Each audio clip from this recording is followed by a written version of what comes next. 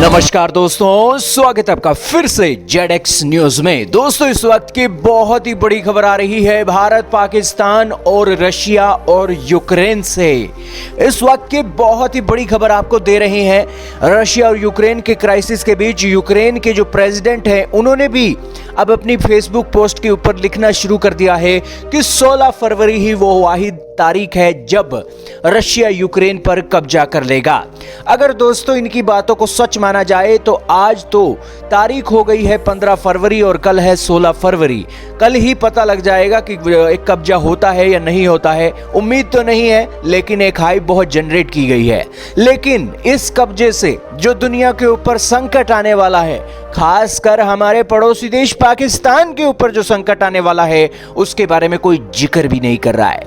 दोस्तों, पूरी दुनिया के अंदर, जी हां, पूरी दुनिया के अंदर यूक्रेन की जो एग्रीकल्चर की सप्लाई है ना, मानी गई है।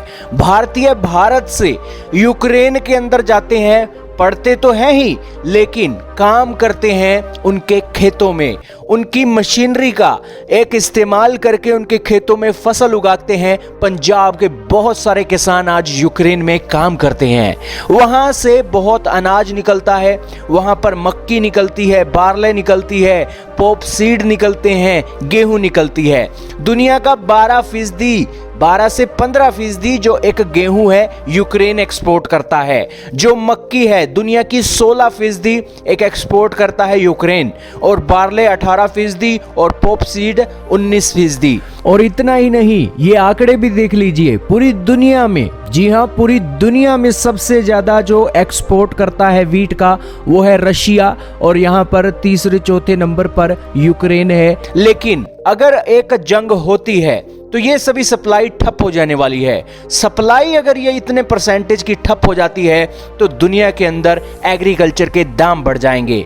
भले ही आप यूक्रेन से इन चीजों को नहीं मंगवाते हो, चाहे चाइना से मंगाते हो, चाहे भारत से मंगाते हो, चाहे अमेरिका से मंगाते हो, दुनिया के अंदर इंटरनेशनल मार्केट के अंदर प्राइस बढ़ जाएंगे और आपका जो इंपोर्ट का बिल है वो बढ़ जाएगा। हालांकि गेहूं के मामले में भारत को तो चिंता करने की बात नहीं है। हाल ही में हमने अफगानिस्तान के अंदर 50,000 मीट्रिक टन गेहूं भेजने के एक आदेश दे रखे हैं, लेकिन हमारे पड़ोसी देश पाकिस्तान की हालात सही नहीं है।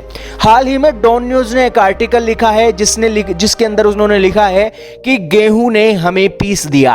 पिछले कई सालों से पाकिस्तान गेहूं लगातार तरीके से इंपोर्ट करता जा रहा है।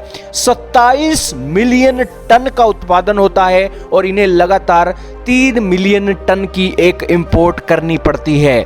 दोस्तों, सबसे बड़ा कारण पता क्या है? पाकिस्तान के अंदर जमीन की कोई कमी नहीं है। पाकिस्तान के अंदर जो फर्टिलाइजर हैं, DAP है, यूरिया है, उनकी कमी देखी जाती है।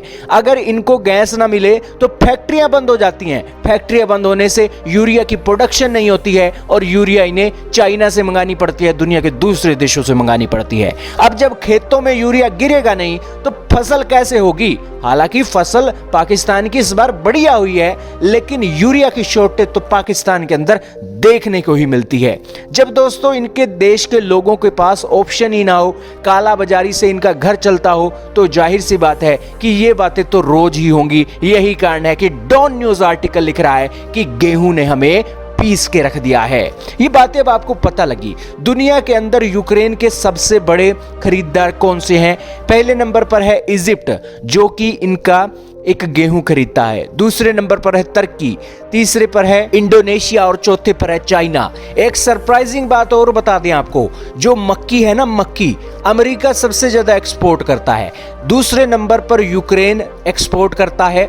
हालांकि यूक्रेन से चाइना ने मक्की खरीदना बहुत शुरू कर दिया, क्योंकि जो ट्रेड वॉर शुरू हुई थी चाइना और अमेरिका के बीच में, तो चाइना ने सोचा कि हम अपनी जो मक्की है अब अमेरिका से ना मंगाकर यूक्रेन से मंगाएंगे, ताकि अमेरिका को भी संदेश दिया जा सके। और अभी सिचुएशन में पूरी दुनिया के लिए एक मुश्किल सिचुएशन आ गई है।